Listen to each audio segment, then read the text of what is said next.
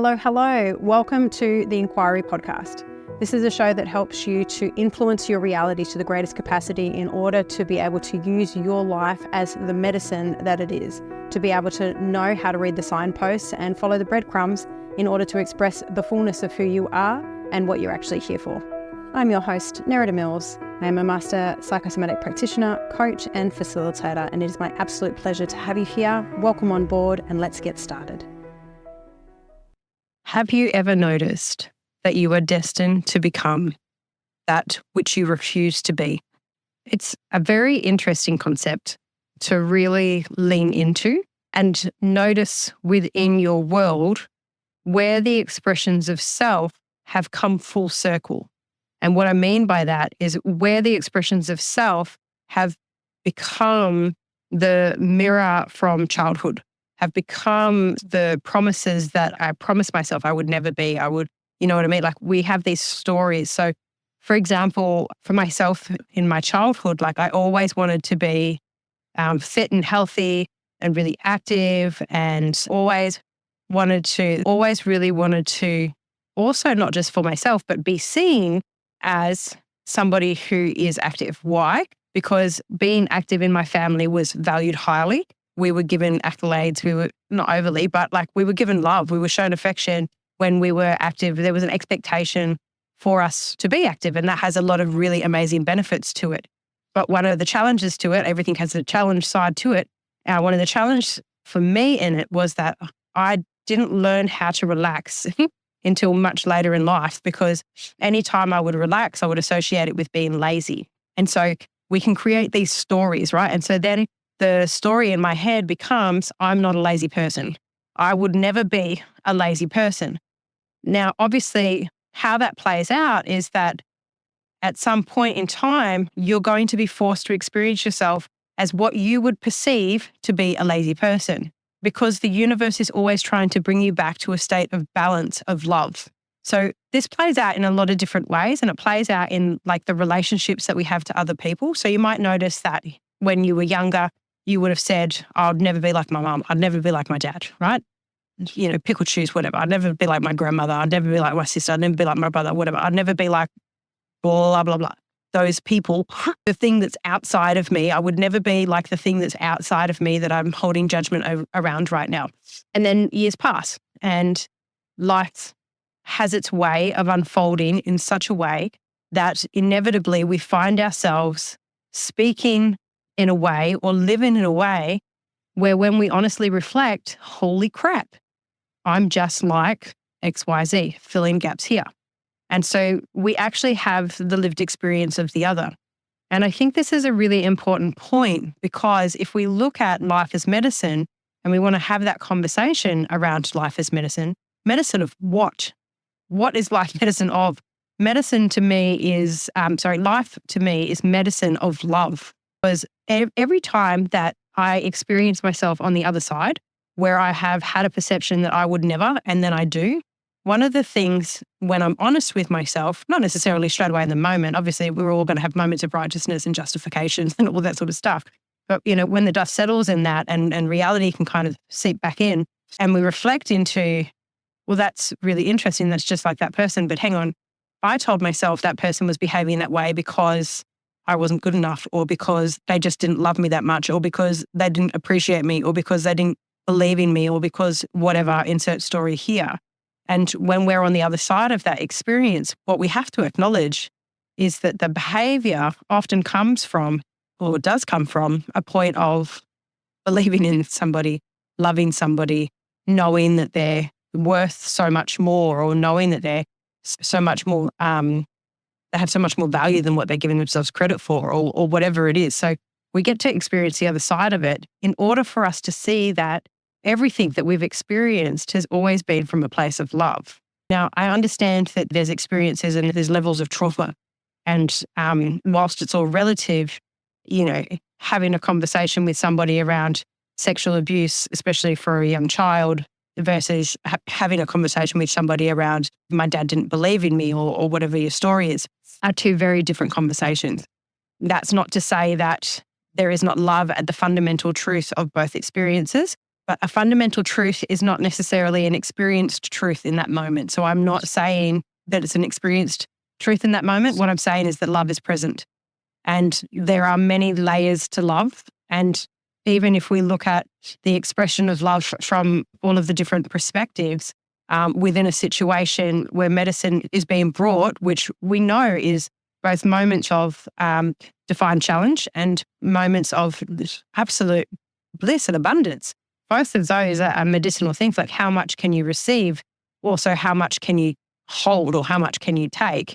And can you grow through both of those?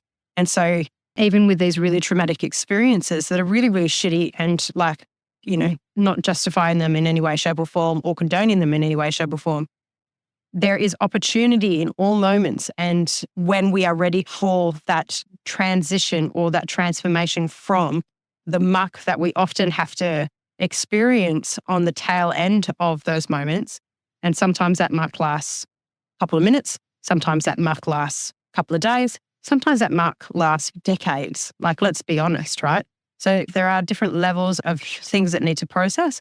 And also it really does depend on the level of support mechanisms that you have around you in those given situations. So there's a lot of factors that are going to contribute to how long a person spends in the muck before they hit that point of transformation. But at that point of transformation is inevitable. You are going to reach it. And you are going to see the love in all situations and how situations have shaped you in order for you to have everything that you've ever needed to become who you are, right? And if anything had been different, you wouldn't be who you are. And that would be a travesty, because I believe that everybody is the way that they are for a purpose, and that there is nothing to be fixed, that everything that you are and everything that you have to express is part of the divine order, to be perfectly honest. So we don't want to change who you are. And if changing who you are would mean changing your past, then I would really question the validity of that, as opposed to taking the past experience, taking the perceptions that we've had around ourselves of unworthiness, of not good enough, of trauma, of all of it, and was able to transform it through the perspective of recognition of love. Like I say, it's inevitable. You're either going to do it on your deathbed, in the body or out of the body, whatever, or you're going to do it in your life and have the lived experience of that transformation. Either way is completely fine. There's nothing wrong with either option. I don't think that everybody needs to be anything.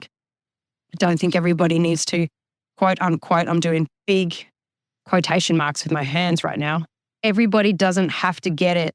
Everybody doesn't have to understand what you understand or what I understand or whatever. Everybody doesn't have to live life as medicine. People don't have to do that. I think that everybody's on their own perfect path for that, and that's okay. But there is an opportunity there for those who want it. And if you are wanting to experience your life in a way that is filled with more grace, more understanding, more gratitude, and more love, that it really utilizing the opportunities for medicine in your life, including owning the parts of yourself that you rejected before they even expressed, the parts of yourself that really do come from the part of my mum that lives through me, the part of my dad that lives through me, the part of my sister that lives through me, the part of my brother that lives through me. These pieces of myself, if I was to reject a parent or a sibling, then I reject a part of myself. And when I am in my righteousness around, I would never be like, I would never do that thing, then what is going to happen is we are guided towards an experience of being the opposite, so that we can see that love is there. We're always going to be guided to the point of love, always. Full stop. The end. There's just no other way, So I'm going to encourage you guys to really look at where your never stories lived for yourself. Where did that exist for you, or where does that exist for you, where you have had a story around, I would never be like, I would never do that thing, whatever. And really honestly look at where that thing lives in you and expresses through you. And you can do this through journaling. You can just do it through some self-reflection. You can do it through a conversation with somebody who is able to hold some space for you, however you want to do it. But even if you're just pondering it in the car, in the shower, whatever, those moments where the conscious mind is kind of taken care of and the unconscious mind can bubble to the surface, just hold the inquiry around, where does that live for me? Because when we can reclaim those parts with love, then what we experience is an expansion of self. Because as I said, if I'm rejecting, which I did for many years, if I'm rejecting my dad because I felt rejected by him, so nurny, if I'm rejecting my dad, then I am rejecting the parts of myself that my dad expresses through, right? Or the parts of myself that are an expression of him as well. And so therefore I'm rejecting parts of myself.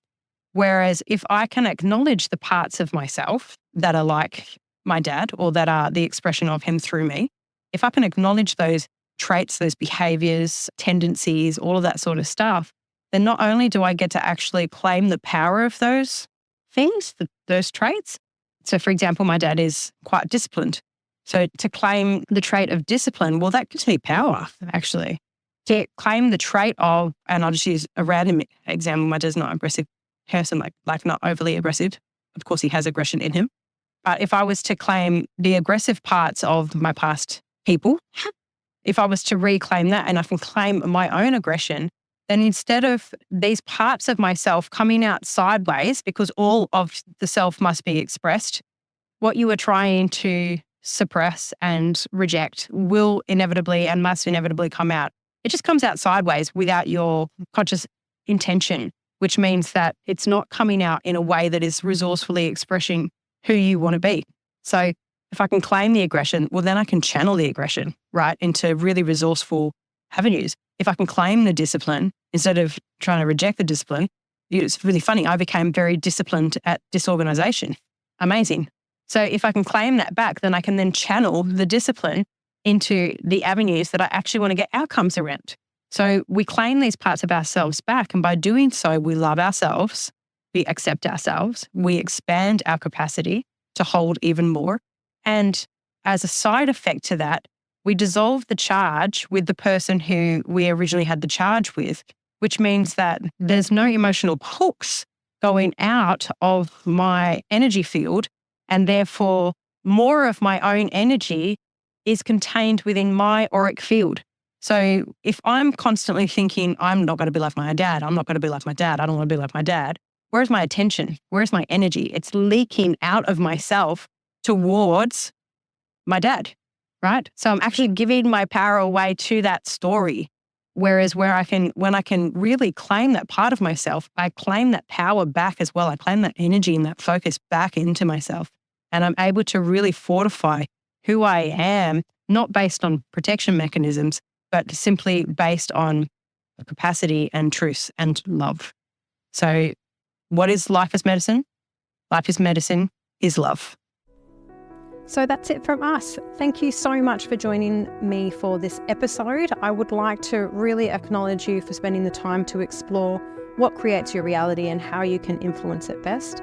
If you have absolutely loved this episode and the ones before it, then I highly encourage that you jump onto my newsletter list. You'll be able to find the details of that in the show notes. You can also follow me on Facebook or Instagram at Nerida Mills. Really, really, really looking forward to speaking with you again soon. If you have any comments, insights, feedback, anything that you would like to share from these episodes, please feel free to email me at info@neridamills.com. Until next time.